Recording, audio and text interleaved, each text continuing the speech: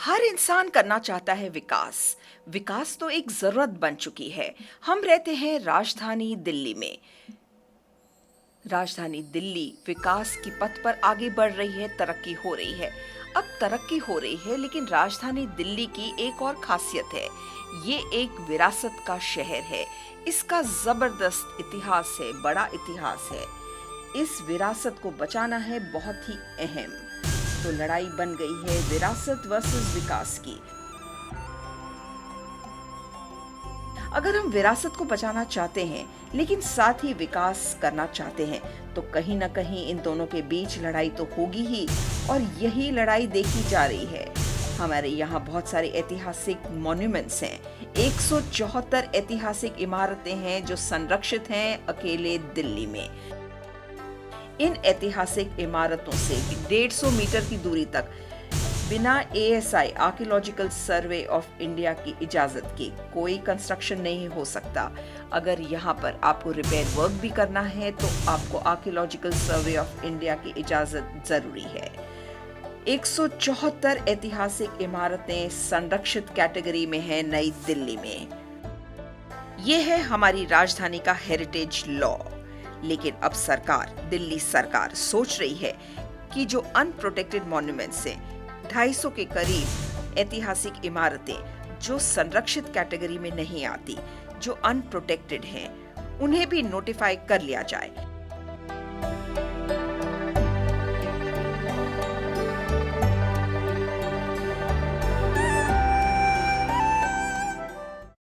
लेकिन अगर 250 unprotected monuments ये भी हो जाती हैं नोटिफाई, तो इनके भी 150 मीटर की दूरी तक जो करना चाहते हैं निर्माण या जो कोई रिपेयर वर्क करना चाहते हैं, वो ASI के रूल्स रेगुलेशंस नियमों में बंध जाएंगे।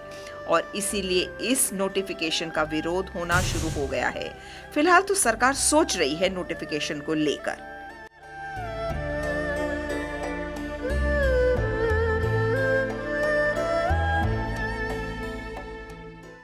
लोगों के विरोध के कारण, और वो भी चुनावी समय में, इस नोटिफिकेशन पर कदम तो आगे सरकार नहीं बढ़ा रही, लेकिन बार बार बात जरूर उठ रही है।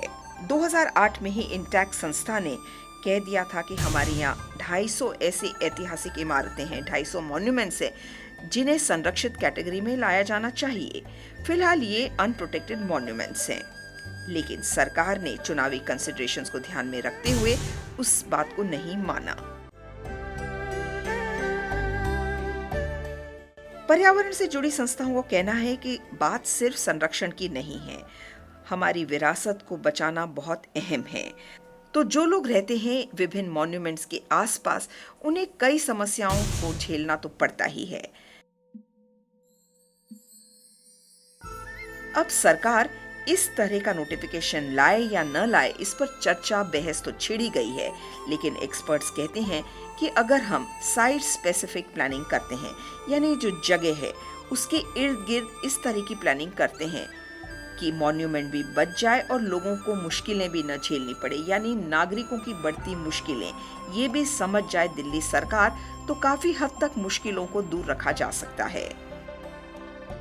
जो लोग विरासत को बचाना चाहते हैं वो उदाहरण देते हैं कई ऐसी जगहों का, जैसे अमेरिका या ब्रिटेन।